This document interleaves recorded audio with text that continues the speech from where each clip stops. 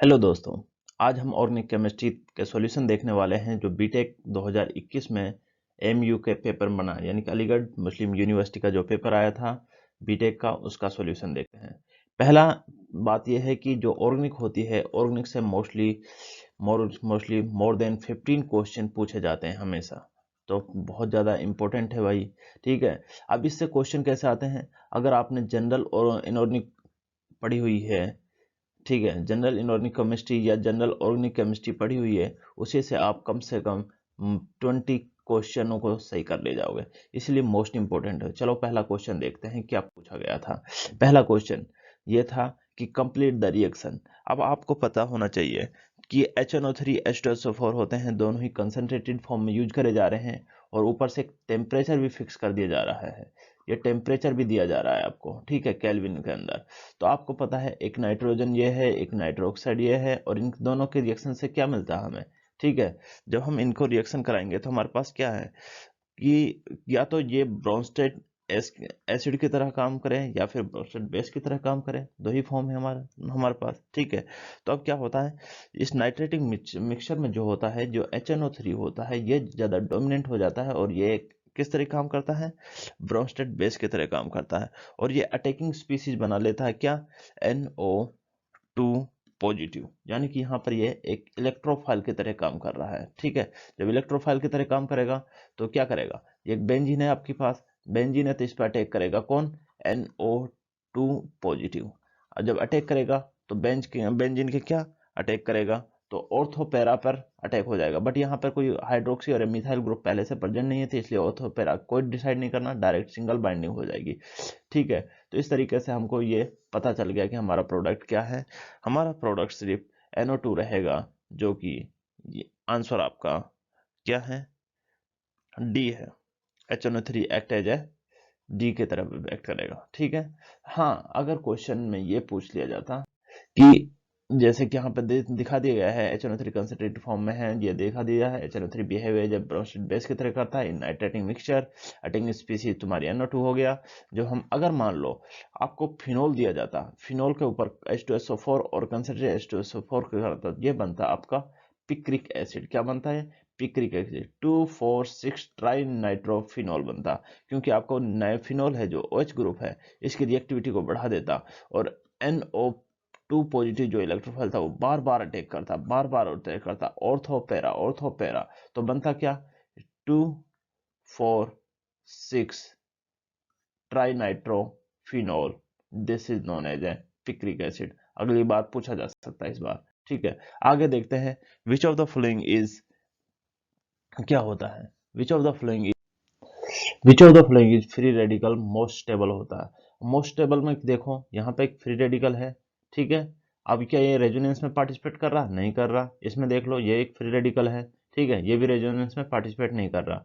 But इसको देखो, free radical है, फ्री रेडिकल देखो रेजोनेंस में पार्टिसिपेट कर रहा है, कर रहा नहीं कर रहा, इसलिए ये क्या हो गया? मोर स्टेबल हो गया। अब बात करते हैं इसका फ्री रेडिकल है, सिंगल इधर जाएगा, कोई रेजोनेंस नहीं बनेगा, इसलिए ये भी स्टेबल नहीं है। तो मोस्ट स्टेबल रेजोनेटिंग स्ट्रक्चर होगा। जब हम मीजोमेरिक इफेक्ट पढ़ते हैं और रेजोनेंस पढ़ते हैं, तब हम इस चीज को डिस्कस करते हैं कि कौन सा स्टेबल स्ट्रक्चर बनेगा। ठीक है, अब देखते हैं 41 में पूछा है, यानी कि क्या पूछा इन्होंने पूछा सी टेप, यानी कि cetyl trimethyl ammonium bromide is a क्या है? पॉपुलर, क्या है? पॉपुलर डिटर्जेंट है, यूज करा जाता है इन हेयर कंडीशन में। तो ये क्या है? जब इसे गूगल करते हो तो आपको इजीली मिल जाएगा कि ये क्या है, एक कैटाइनिक डिटर्जेंट है। एक रेक्टाफिकेशन टाइप का क्वेश्चन पूछा है इन्होंने, और कुछ नहीं। ठीक है, अब देखते हैं, जैसे हमने आपको बताया कि कौन सा फ्री रेडिकल मोस्ट स्टेबल बनता है, जिसमें भाई रेजोनेंस प्रेजेंट होता है, वो स्टेबल बनता है। ठीक है, तो आंसर आपका सामने है। ठीक है, ये फिर क्वेश्चन पूछा the best and latest technique for isolation and purification किसको? ऑर्गेनिक कंपाउंड को। सबको पता है क्या यूज करा जाता है? क्रोमेटोग्राफी यूज करा जाता है। ठीक है। डिस्टिलेशन किसके लिए करा जाता है? जब किसी सेपरेशन कर रहा हो किसी छोटे छोटे पार्टिकल्स वगैरह के लिए। मगर क्रोमेटोग्राफी क्या होता है? एक टेक्निक होती है जिसके थ्रू हम सारे को on the basis of size, size के बाद इसमें कॉलम प्रेजेंट होता है, ठीक है, उससे हम साइज पे बेस पे, साइज के बेस पे हम क्या कर लेते हैं? सेपरेशन कर लेते हैं किसी भी चीज का, ठीक है। तो ये हम डिस्टिलेशन तो सिंपल आ गया। क्रिस्टलाइजेशन क्रिस्टल के फॉर्म सेपरेट करना होता है तो उसे करते हैं, ठीक है। सब्लिमेशन ओनली हीट करते हैं। क्या करते हैं? हीट करते हैं। हीट करते हैं तो उसके वजह से पता चलता है हमें। बाकी हमारा आंसर क्रोमेटोग्राफी है यहाँ पर, ठीक है। Which of the following compound will show the cis और ट्रांस आइसोमर? अब मैंने आपको बताया हुआ है कि देख हमें पता है कि सिस कब बनता है और ट्रांस कब बनता है। सिस बनता है जब अपोज मतलब सेम वाले होते हैं जो, वो कितने पर हो? वो 90 डिग्री पर हो। ट्रांस बनता है जब वो एक अपोजिट वाले 180 पर सेम हो, same 180 degree, same on 90 degree. Check करोगे तो आपको क्या मिलेगा? यहाँ पर एक बेंजीन है, यहाँ पे एक हाइड्रोजन है, ठीक है। तो अब हम इसको देखते हैं, यहाँ पर एक हाइड्रोजन है, ठीक है, और हमें पूछना है सिस, पूछता है सिस ट्रांस आइसोमर बनाएंगे, ठीक है। एक यहाँ पर हाइड्रोजन है, तो ये तो जब 180 पर होंगे तो क्या होंगे? ट्रांस होंगे। और जब ये 160 जब 90 डिग्री पर होंगे, मान लो ये कार्बन है और यहाँ पर भी तुम्हारा हाइड्रोजन है और यहाँ पर भी तुम्हारा हाइड्रोजन है और यहाँ पर तुम्हारा बेंजीन है और यहाँ पर तुम्हारा CH3 है। तो अब 190 डिग्री पर आ गए तो अब ये क्या होगा? सिस फॉर्मेशन हो जाएगा, ठीक है। अगर हम बात करें तो यहाँ पर हम दिया है विच ऑफ द फॉलोइंग सिस करेगा किस तरीके से? देखो यहाँ पे ब्रोमीन ब्रोमीन सेम है, सेम वाले कुछ नहीं बनेंगे, ठीक है। इधर देखिए यहाँ पे भी क्या हो जाएगा? यहाँ पे 2 मिथाइल सेम सेम, ठीक है, तो ये भी आइसोमर नहीं बनाएंगे, तो ये भी आइसोमर नहीं बनाएंगे। कौन बनाएंगे? सिस आइसोमर और ट्रांस आइसोमर, ठीक है, 180 डिग्री में। तो बेस्ट मेथड क्या है कि किस तरीके से सेपरेशन करा जाता है वो हमने बता दिया आपको। क्रोमेटोग्राफी किस लिए होती है? लेटेस्ट टेक्निक है, यूज करी जा रही है। Colour isolation from the mixture को भी कर लेते हैं, मतलब क्रिस्टलाइजेशन करें ओनली हम क्या करते हैं? इस तरीके से ट्यूब में हीट करते हैं और सॉलिड फॉर्म कंपाउंड फॉर्म को निकाल ले देते हैं, ठीक है।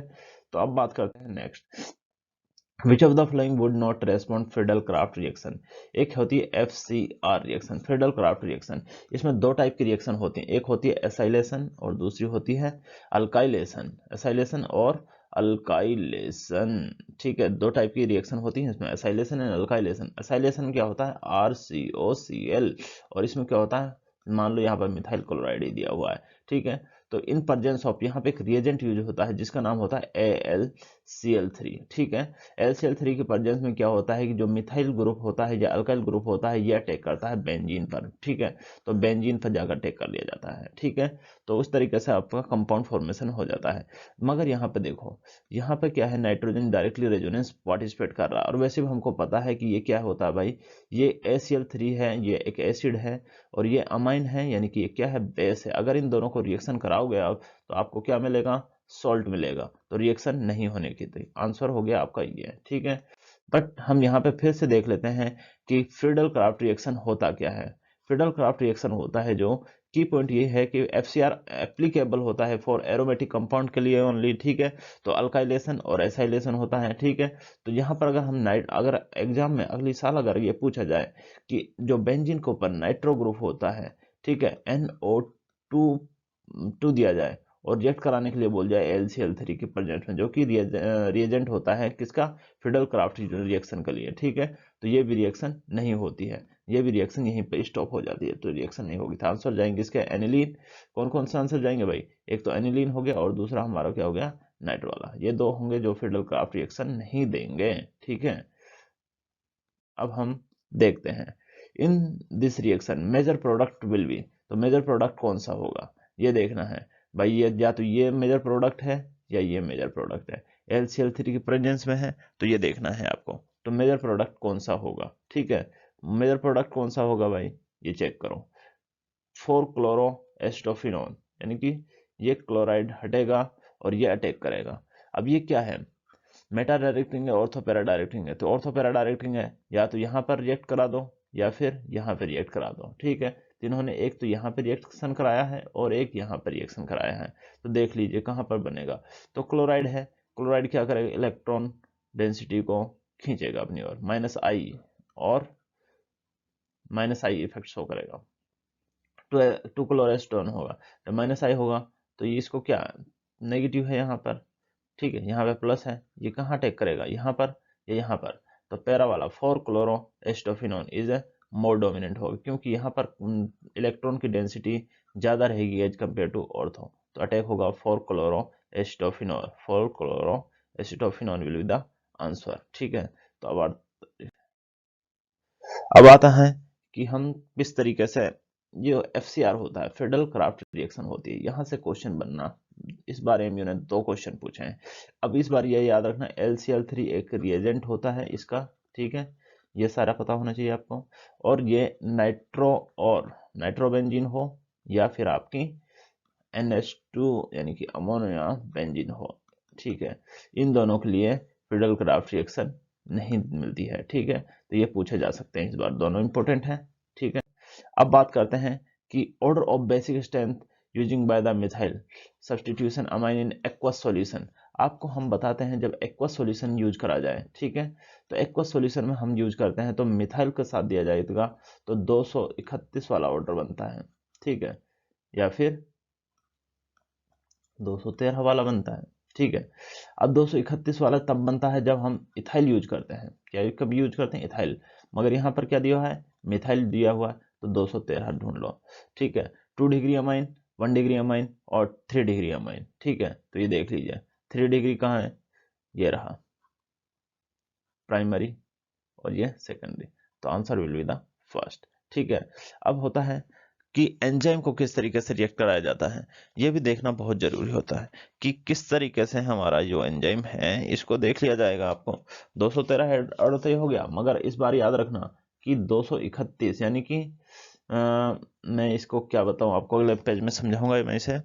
तो हम यहाँ पर देख लेते हैं, चलो इस क्वेश्चन को सोल्व कर लेते हैं हम। इसका आंसर क्या होगा कि हमको इथेनॉल दिया है, obtain commercially by the fermentation by the sugar, name of the enzyme conversion of the, जो शुगर को यानी कि ग्लूकोज को किसमें, इथेनॉल में कन्वर्ट करता है, उस एंजाइम को नाम बताना है हमको। ठीक है, अब यहाँ पे आपको पता है सक्रोज को ऊपर अगर इन्वर्टेज डालोगे, अगर सक्रोज के ऊपर अगर कोई इन्वर्टेज डालेगा तो वो क्या होता है, ग्लूकोज प्लस फ्रक्टोज में टूट जाता है। ठीक है, माल्टोज, अगर माल्टोज का क्या काम होता है भाई, माल्टेज, माल्टोज को ऊपर माल्टेज डालते हैं तो माल्टेज टूट जाता है।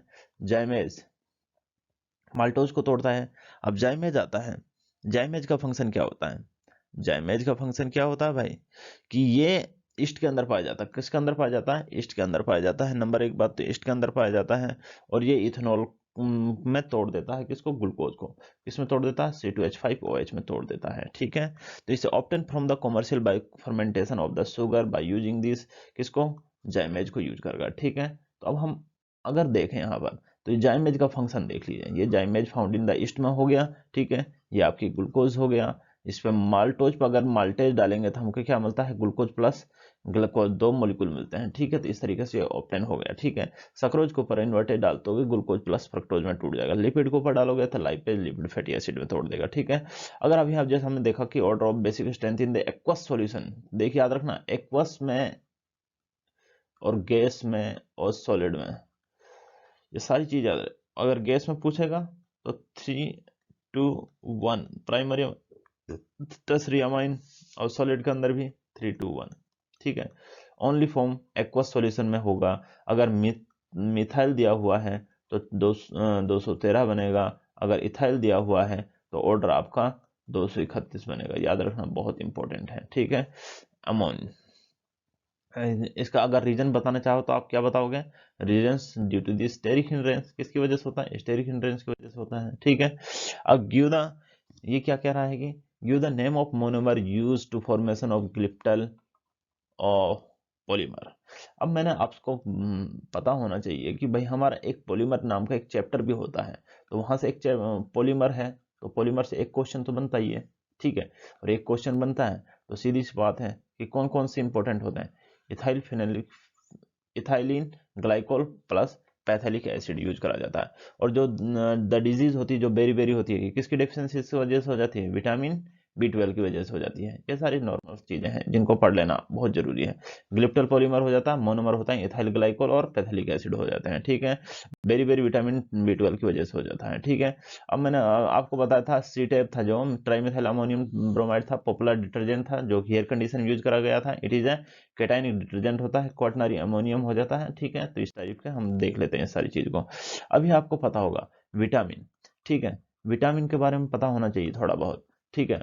पॉलीमर के बारे में पता होना चाहिए थोड़ा बहुत, ठीक है, क्योंकि पॉलीमर की यूनिट पूछ ली जाता है कि भाई इसका मोनोमर बता दीजिए, मोनोमर बता दीजिए, ठीक है। एक होता है फिरॉन होता है, फिरॉन टाइप का होता है, ठीक है। उन सारी चीज़ों का इंपॉर्टेंट होता है। विटामिन होता है, विटामिन ये भी पूछ रहा है लिपिड सोल्यूबल कौन सी हैं और फैट सोल्यूबल, लिपिड सोल्यूबल और वाटर सोल्यूबल कौन सी हैं।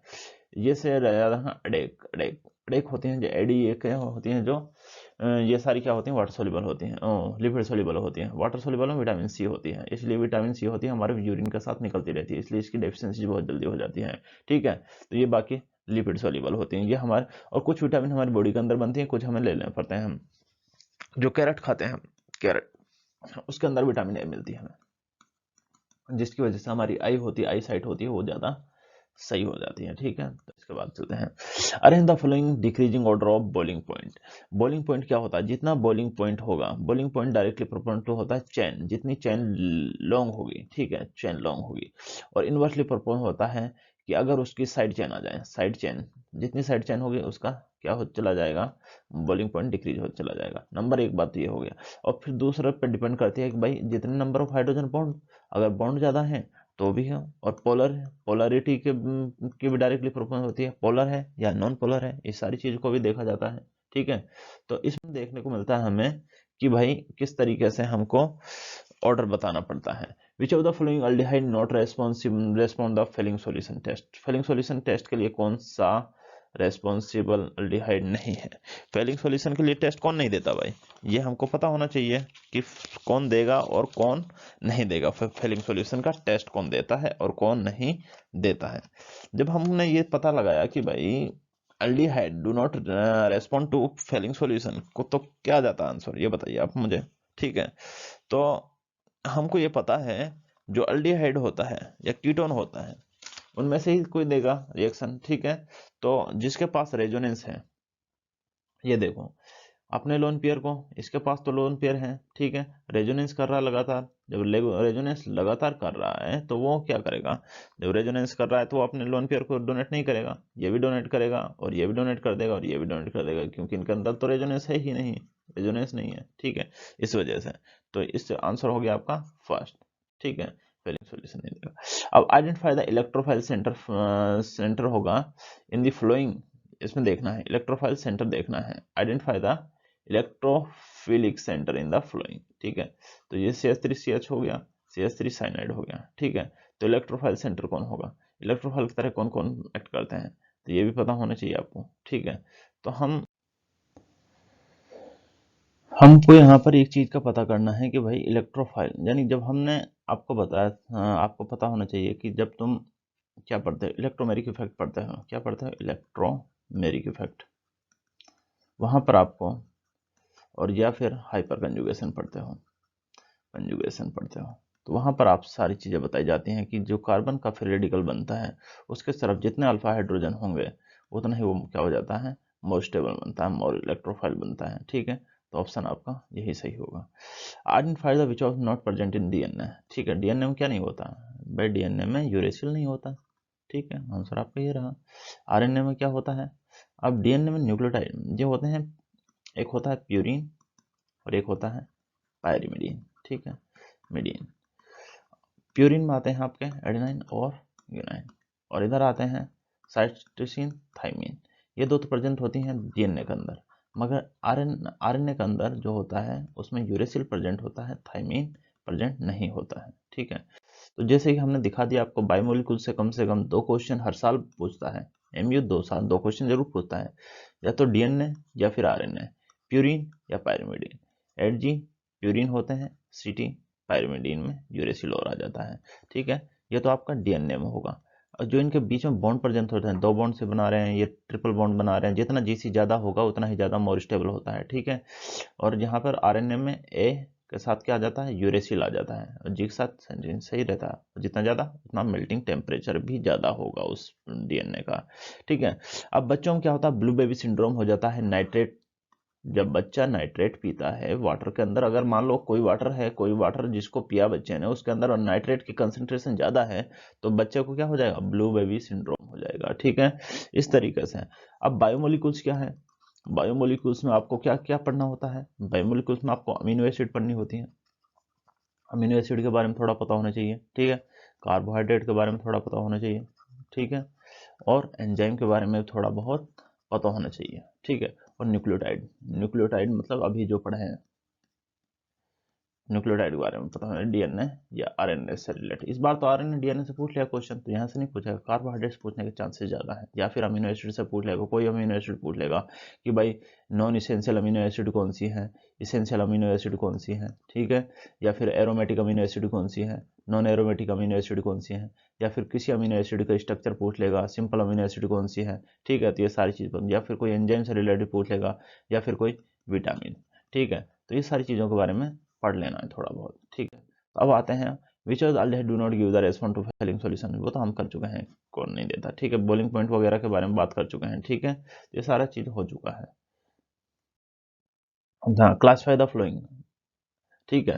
तो ये क्या है, आपको ये पता होना चाहिए कि जिस तरीके से क्लासिफिकेशन ऑफ फ्लोइंग रिएक्शन करना है, तो इलेक्ट्रोफिलिक जैसे हम पढ़ते हैं, कोई भी रिएक्शन होती है तो उसमें 3-4 स्टेप दिए जाते हैं कि भाई वो रिएक्शन इलेक्ट्रोफिलिक है या न्यूक्लियोफिलिक है, या कौन सी टाइप की वो रिएक्शन है।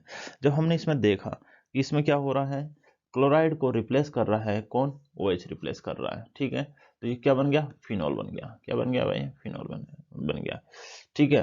तो ये न्यूक्लियोफिलिक सब्स्टिट्यूशन रिएक्शन हो सकती है क्या, बिल्कुल होगी। इलेक्ट्रोफिलिक हो सकती है, नहीं, इलेक्ट्रोफाइल को टेक नहीं कर रहा है, ठीक है। रीअरेंजमेंट हो रहा है क्या इसमें, बिल्कुल नहीं हो रहा। न्यूक्लियोफिलिक एडिशन हो रहा है, नहीं हो रहा बिल्कुल भी, ठीक है। तो सोडियम ने इसको OH कंसंट्रेशन प्रोवाइड करी और ये अटैक करा, क्लोराइड को रिप्लेस कराने के बाद OH खुद इसमें जुड़ गया, तो ये हो गया फिनॉल फॉर्मेशन हो गया। इसको कहा जाता है nucleophilic substitution reaction, nucleophilic substitution reaction. जैसे हम जानते हैं कि जब हम रिएक्शन मैकेनिज्म पढ़ते हो, ठीक है, रिएक्शन मैकेनिज्म पढ़ोगे तो आपको वहां पर सभी चीजें पढ़ाई जाएंगी, ठीक है। 6 रिएक्शन होती हैं हमारे पास, ठीक है।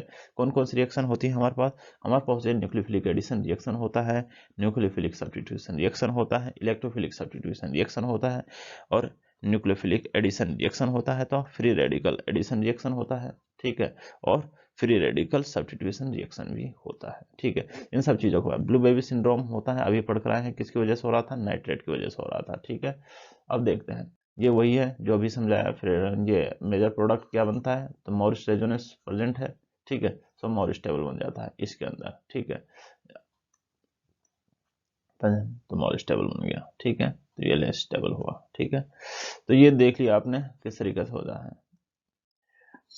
हाँ, एक क्वेश्चन और पूछा है एमयू वालों ने, पीके और पीकेबी, यानी कि ये होता है हमारा एसिड और बेस से रिलेटेड। यानी कि उसको एक क्वेश्चन जरूर बनाना होता है कि वो पीके वैल्यू पूछे चाहे वो पीकेबी पूछे, ठीक है, जरूर। पीके मतलब लेस एसिडिक कौन है, यानी मैक्सिमम पीके, यानी मैक्सिमम पीके मतलब लेस एसिडिक, के मतलब एसिडिक, अगर इसका पी लगा दिया तो इनवर्स ऑफ पीके, ठीक है। तो अब देखो, ये तो मोस्ट एसिडिक होगा, मैक्सिमम क्या है इसका, मिनिमम पीके होगा, मैक्सिमम एसिडिक होगा, ठीक है। मगर उसने क्या पूछा है, मैक्सिमम पीके पूछा है, तो मैक्सिमम पीके क्या हो जाएगा, ब्रोमाइड। देखो फ्लोराइड है, जैसे हमने बताया था आपको, प्लस आई इफेक्ट होता है, माइनस आई इफेक्ट होता है। यहाँ पर क्या है, माइनस आई है, इलेक्ट्रॉन डेंसिटी को डिक्रीज करेगा। जब यहाँ से हाइड्रोजन जाएगा तो माइनस नेगेटिव छोड़ जाएगा, ठीक है। तो ये इलेक्ट्रॉन डेंसिटी को डिक्रीज करेगा, क्योंकि ये इलेक्ट्रॉन विड्रॉइंग ग्रुप है, इलेक्ट्रॉन विड्रॉइंग ग्रुप है, ठीक है। तो अब देखो, ब्रोमाइड है, वीक इलेक्ट्रॉन विड्रॉइंग ग्रुप है, मगर यहाँ पर ज्यादा इलेक्ट्रॉन विड्रॉइंग करेगा, मगर ये आई होता है वो डिस्टेंस पे भी डिपेंड करता है, डिस्टेंस पे भी डिपेंड करता है। इसलिए मिनिमम क्या है, मिनिमम एसिडिक और मिनिमम माइनस आई इफेक्ट, ठीक है। इसलिए मैक्सिमम पीके हो जाएगा। एक बार एमयू वालों ने क्वेश्चन क्या पूछा है, पीके वैल्यू लोवेस्ट किस में होगी, तो सबसे ऑक्सीडेशन स्टेट निकालो क्लोराइड की, ठीक है। यहाँ पे +1 आ रही है, ठीक है, यहाँ पे +3 आ रही है, क्योंकि ऑक्सीजन कितनी होती है, 2 होती है, -2 हो जाएगी, इधर जाकर +4 हो जाएगी नहीं हो जाएगी, तो इसमें से एक माइनस चला जाएगा हाइड्रोजन का, तो ये हो जाएगा +3, ठीक है। इसमें निकाला HCl6 में निकालो, O6 है, ठीक है। ऑक्सीजन से 6 हो गया, हाइड्रोजन एक कट जाएगा तो +5 बच जाएगा, इधर माइनस और प्लस, हाँ, -8 +1, इधर जाने पर कितना हो जाएगा, +7, जो कि हाईएस्ट हो गया। तो मैक्सिमम क्या है, मैक्सिमम एसिडिक होगा, होगा नहीं होगा। तो एसिडिक करेक्टर वैसे भी पॉजिटिव चार्ज के डायरेक्टली प्रोपोर्शनल होते हैं, इनवर्सली प्रोपोर्शनल होते हैं नेगेटिव चार्ज के, ठीक है। तो अब देखते हैं, इस तरीके से हमको पीके, पीकेबी, के केबी इन सारी चीज़ों के ऑर्डर वगैरह पता होना चाहिए। ये होता है बेसिक, ऑर्गेनिक में पढ़ते हैं इन सारी चीज़ों को। 1 या 2 क्वेश्चन यहाँ से जरूर आते हैं, इसलिए ये बहुत इंपॉर्टेंट हो।